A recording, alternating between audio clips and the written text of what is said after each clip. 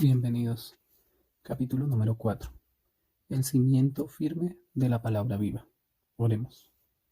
Oh Dios, mi corazón late por ti y anhela tu comunión. Por naturaleza deseo las cosas externas alejadas de tu presencia. Pero el nuevo nacimiento que ha llevado a cabo el Espíritu Santo en mi corazón me impulsa a buscarte y a llamarte Abba Padre. Mi nueva naturaleza encuentra armonía y unidad en tu bendita presencia. Amén. Dios ha establecido un nuevo pacto que en absoluto va destinado a abrogar el Antiguo Testamento, la ley. El antiguo pacto era provisional y echó los cimientos del Nuevo Testamento. Pensemos en el andamio que se levanta cuando se construye un edificio. No podemos decir que no sirve de nada. Tiene un gran valor mientras se concluye la edificación. Entonces, cuando el edificio está completo, se retira el andamio. El Antiguo Testamento era el andamio provisional hasta el momento en que se erigiese el nuevo edificio. Entonces fue viejo, quedó obsoleto y desapareció. El antiguo pacto era imperfecto por su propia naturaleza. Tuvo una continuidad temporal y un efecto inadecuado. En estas páginas intentaré demostrar por qué la ley del Antiguo Testamento no llegaba a la perfección. Con la ley no me refiero solamente a los 10 mandamientos. Dios no los proporcionó por sí solos, sino como una parte de una ley más amplia que incluía el sacrificio, el sacerdote, los altares y la sangre, los corderos, los toros y los machos cabríos, así como el día de reposo y todas las festividades que se presentaban en el Antiguo Testamento. La ley del Antiguo Testamento era santa, justa y buena, pero su punto débil estaba en su localización. Era externa en vez de interna. La fuente de la conducta y el carácter de un hombre siempre están en su interior. Jesús dijo que lo de afuera no es tan importante. Lo esencial es el interior. Él dice en Mateo 7:20, lo que del hombre sale, eso es lo que contamina. Lo que no podía hacer la ley era cambiar lo que salía del hombre. Se puede encadenar a un tigre, pero sigue siendo un tigre. Se puede meter en la cárcel de por vida a un asesino, pero seguirá haciéndolo hasta que se le produzca un cambio en su interior. Esta era la debilidad de la ley en el Antiguo Testamento. No podía arreglar las motivaciones internas del hombre. Sus directivas respecto a la conducta externa, no harás y harás, no podían efectuar lo que había dentro del ser humano. Lo que está fuera del hombre es legislación, y a una persona no se le puede cambiar a base de leyes. El ayuntamiento puede emitir una ley que exija a todo el mundo amar a su prójimo, pero no podremos cumplirla. Podemos caminar por la calle sonriendo y actuando como si amásemos a todos, pero por dentro podemos estar odiándolos. Si usted sonríe a los demás y actúa como si les amara, seguramente ellos pensarán que les ama, pero esa conclusión puede ser acertada o no. El ayuntamiento no podría emitir una ley tan absurda, porque nadie puede mandar en el corazón del hombre. Solamente se puede legislar sobre la conducta de una persona. Por consiguiente, la ley no puede crear una propensión moral interna. Esta es su debilidad. Dios prometió que proporcionaría una tendencia moral interior hacia la santidad. Dijo que sería un nuevo pacto, interno en lugar de externo. El apóstol Pablo lo explicó con bastante claridad. En Colosenses 3:3 nos dice, siendo manifiesto que sois cartas de Cristo expedida por nosotras, escrita no con tinta, sino con el Espíritu del Dios vivo, no en tablas de piedra, sino en tablas de carne del corazón. Ahora bien, cuando una persona recibe un nuevo pacto, el antiguo queda obsoleto. El antiguo pacto carece de poder moral sobre el cristiano, porque Dios ha establecido un nuevo pacto con su pueblo, bajo el cual se encuentra el cristiano. Este nuevo pacto, como hemos dicho, no actúa desde el exterior, sino desde el interior. Para ilustrar esto, acudamos a la propia naturaleza. Una cría de serpientes de cascabel sale del huevo y antes incluso de ver cómo actúa otra serpiente de cascabel, ella ya sabe enrollarse y golpear. No es más que una criatura diminuta. Jamás ha ido al colegio para aprender a golpear. Se enrosca y ataca. Se trata de un factor natural de su conducta. Actúa como respuesta a otro acto que no depende de la experiencia individual anterior. Esta tendencia instintiva a la acción conduce a un fin.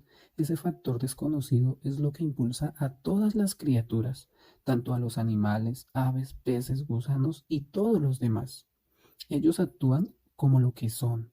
Por supuesto, la conducta de la criatura se puede alterar superficialmente cuando se ejerce una presión desde el exterior.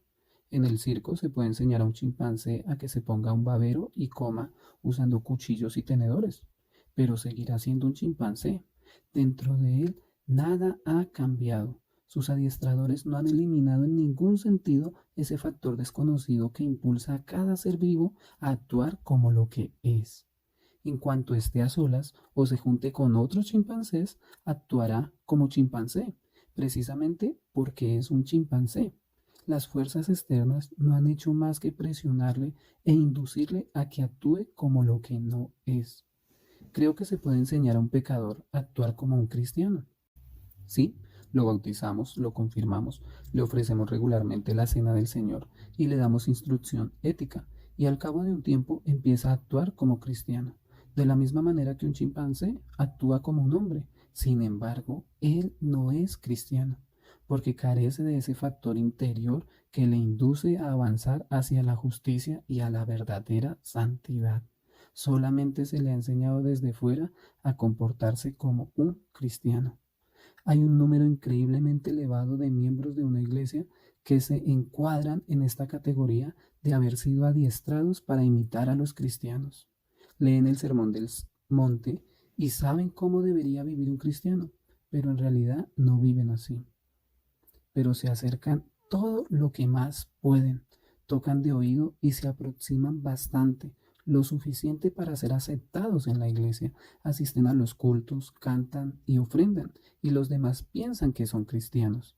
A pesar de ello, viven en función de las presiones externas, del adiestramiento artificial y la imitación, no del instinto natural de su interior que les enseña a actuar de determinada manera. Carecen de ese ingrediente ausente, ese factor desconocido que les induce a actuar como cristianos. Permíteme que para clarificar esta idea llegue a un extremo. Pensemos en el primer arcángel que aparece en el himno de Isaac Watts, titulado Poder eterno que mora en lo alto. Mientras canta este ángel, oculta el rostro entre las alas. Allí mientras canta, el arcángel primero oculta el rostro entre sus alas, y los truenos relucientes a su lado se postran en la tierra, adorando.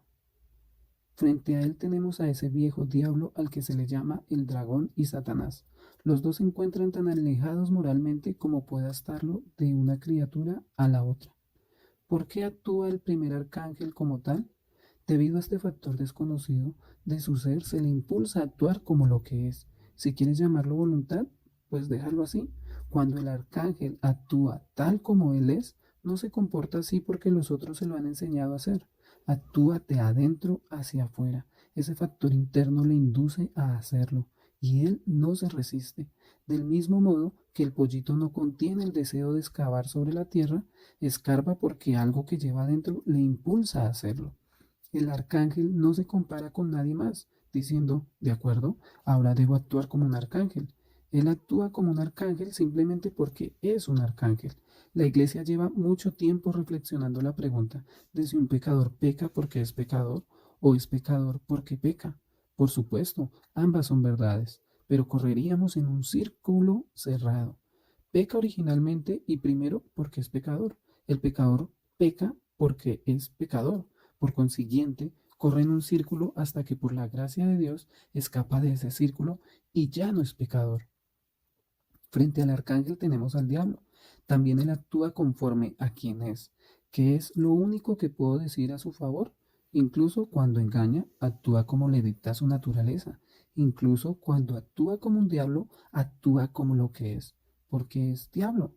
Hablando de algunos judíos que le perseguían a Jesús, Jesús les dijo, sois de vuestro padre el diablo.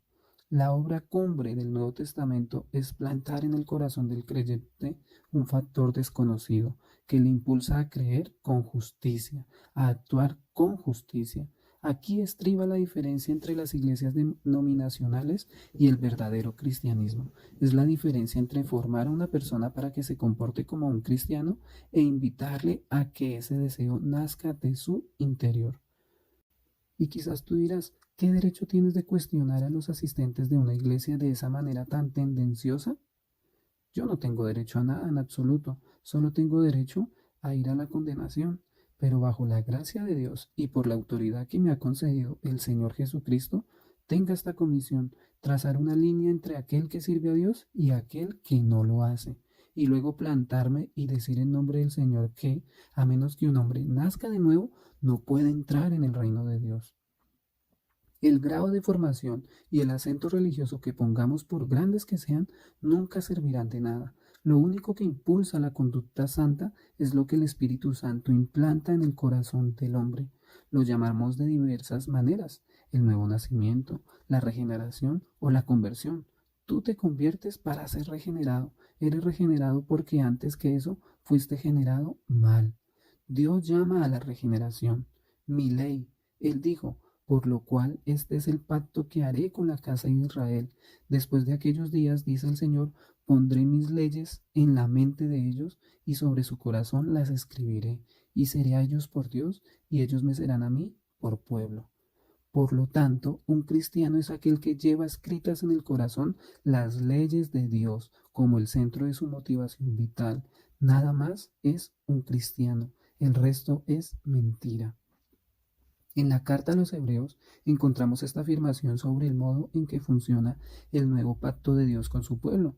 Dice en Hebreos 8, 11 y 12, y ninguno enseñará a su prójimo, ni ninguno a su hermano, diciendo, conoce al Señor, porque todos me conocerán, desde el menor hasta el mayor de ellos, porque seré propicio a sus injusticias, y nunca más me acordaré de sus pecados y de sus iniquidades. La consideración reverente es: ¿se puede enseñar la religión? En nuestros tiempos se ha puesto muchísimo énfasis en que llamamos enseñanza religiosa. Yo creo en la enseñanza religiosa, si entendemos lo que queremos decir, claro está. La doctrina y la ética se pueden enseñar. Podemos colocarnos delante de media docena de niños pequeños y enseñarles: Dios es amor. Primera de Juan 4:8. Dios creó los cielos y la tierra. Génesis 1:1. Porque de tal manera amó Dios al mundo que ha dado a su Hijo unigénito. Juan 3:16. Cree en el Señor Jesucristo y serás salvo. Hechos 16:31. Esto es doctrina, y la doctrina se puede enseñar. También se puede enseñar la ética, las leyes justas. Podemos colocar ante nosotros a esos pequeños y decirles: obedezcan a sus padres, no mientan, no roben. Podemos enseñar esto y debemos hacerlo, claro está. La doctrina hay que enseñarla al igual que la ética. Sin embargo, la salvación no es algo que se pueda enseñar. La salvación es algo que sucede en la vida de una persona porque cree en la doctrina que ha escuchado. Ahora bien, un hombre puede escuchar doctrina, aprenderla y superar un examen sobre ella. Puede recitar un catecismo de principio a fin, sin saltarse ni una coma, y aún así no ser cristiano. Porque no se puede convertir a un hombre en cristiano mediante la enseñanza, aunque por medio de ella se le puede incitar a que quiera ser cristiano. Le puedes enseñar cómo ser cristiano. Una vez se haya convertido en cristiano, se le puede enseñar, como dice Jesús, todas las cosas, todo lo que yo os he dicho, en Juan 14:26. Pero no se le puede hacer cristiano solo mediante la enseñanza. Aún no se ha diseñado un plan de estudios que haga nacer a un bebé. Los bebés son vida, nacidos de la vida. Sin embargo, una vez nace y crece, se le puede enviar a la universidad y someterlo a un plan de estudios, y puede aprender mucho de lo que necesita aprender. A pesar de todo, hay que partir de la vida. No se puede crear vida mediante la enseñanza. Me pregunto cuántos presuntos cristianos lo son solo por instrucción, por la enseñanza religiosa recibida, solo porque alguien les ha manipulado, les ha sumergido en agua o se lo ha rociado. Es una pérdida trágica que podamos formar parte de la iglesia, participar de ella y ser conocidos como cristianos porque actuamos como tales. No hacemos esto ni lo otro, estamos en la iglesia y ofrendamos. Somos un poco refinados, por consiguiente, actuamos como cristianos. Pero lo terrible es que somos cristianos por manipulación, por instrucción y no por regeneración. La salvación, entre otras cosas, implanta en el alma un factor desconocido que impulsa a la persona salva a actuar de determinada manera. El verdadero cristiano clama al Padre por impulso del Espíritu Santo. No pide que se le enseñe. Nadie dice al nuevo cristiano, di Abba Padre. Lo dice porque en su corazón está el Espíritu del Hijo induciéndole a decirlo. ¿Obtendrás una respuesta sincera? El 99% intentaría esquivarte. Si obtuvieras respuestas sinceras, serías espantoso porque no hay dudas al respecto. Si todas las personas que asisten a la iglesia tuvieran ese factor desconocido, ese impulso que los llevase hacia la justicia, nuestro país sería distinto a como lo es ahora. El concepto de cristiano sería bastante diferente a lo que es actualmente. Vengamos ante Dios y digámosle, Señor, no me permita seguir siendo una de esas personas que son como ese chimpancé al que han adiestrado para que se comporte como un hombre, pero no lo es y morirá siendo chimpancé. Ayúdame, Señor, para que no sea un pecador bueno, un pecador moral, un pecador con elevados estándares éticos, un pecador religioso, pero pecador al fin y al cabo. Eso sería una tragedia terrible. Solo el Espíritu Santo, por medio de la palabra de Dios, puede penetrar en lo más hondo del alma humano para provocar el cambio radical necesario para ser un cristiano.